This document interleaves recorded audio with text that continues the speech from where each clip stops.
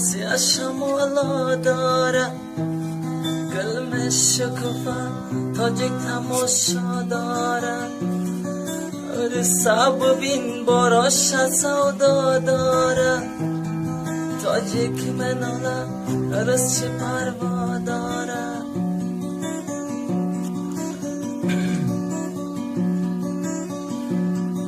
ستاره زرین ما ضرور ماچه دخترات قریب و ما غریب ماچه هرگاه گفتم ماچه بساندی مرا در شهرک مسکو پرتافتی مرا یک دست گلم در دست نامردانه چلاشیده در حسرتی بارانه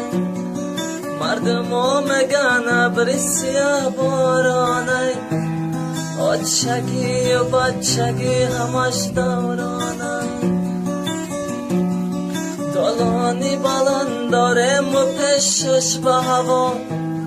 یک آچه خوب دارم و دوری به وفا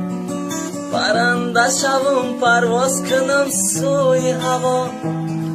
خبر بگیرم از آچه زنده جدا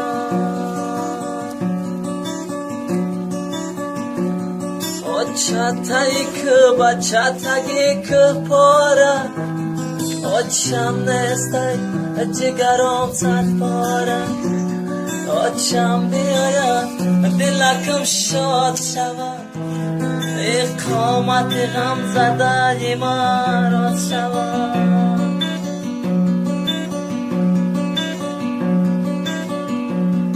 ای تاری هوا باران باریدن گیره